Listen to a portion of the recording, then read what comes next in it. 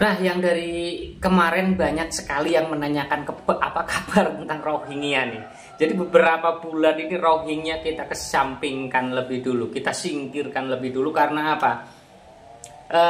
Kabarnya itu aman ya, kabarnya aman bahwa mereka para Rohingya ini sedikit demi sedikit satu persatu dari mereka itu kabur ke negara Malaides sono.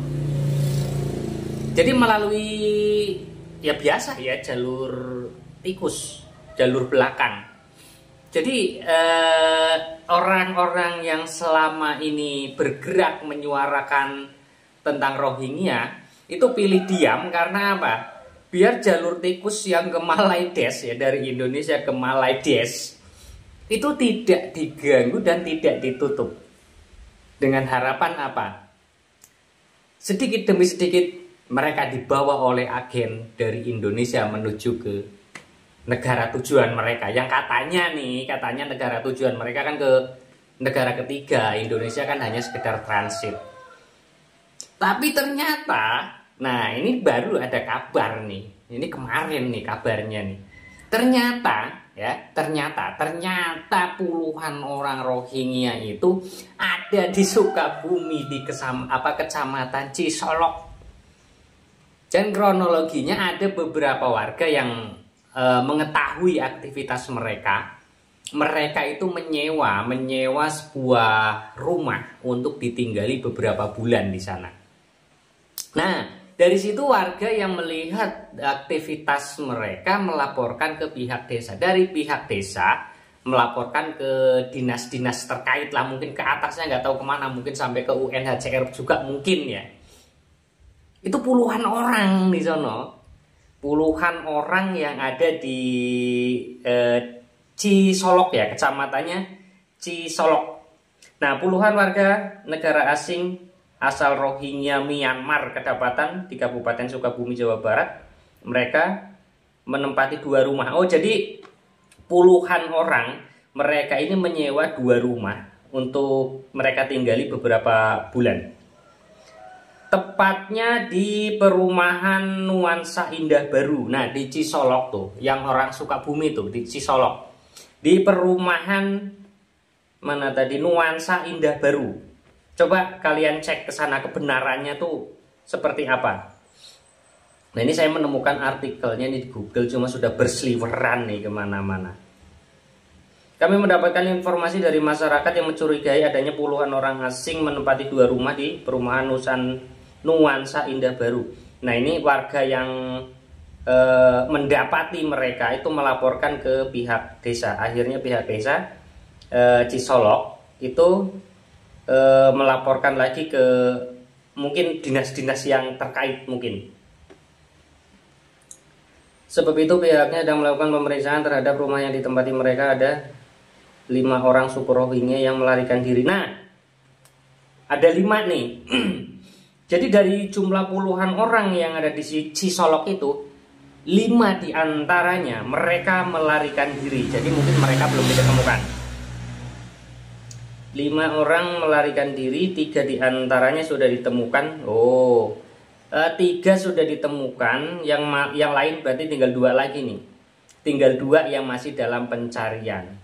Nah, kalau memang mereka tujuannya itu baik, tujuannya itu benar, kenapa? Kenapa ketika pemerintah itu mau mendatangi mereka, mungkin mau mengurus mereka, mungkin ke dinas-dinas yang bersangkutan untuk bisa mengurus mereka. Misalkan dari desa dilaporkan ke UNHCR lah misalkan ya.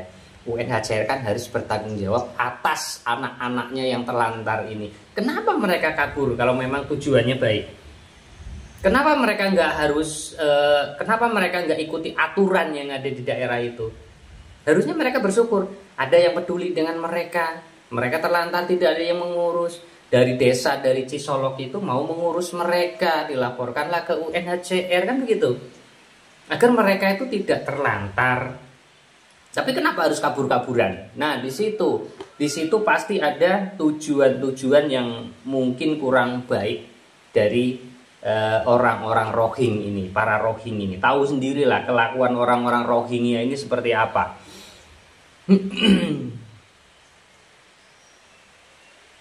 Nah, kita lanjut. Mana tadi?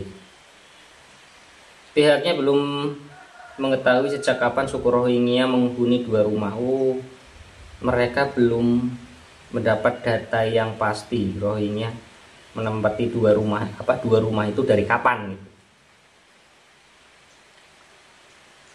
Ada 24 orang berada di antaranya merupakan perempuan dan anak-anak.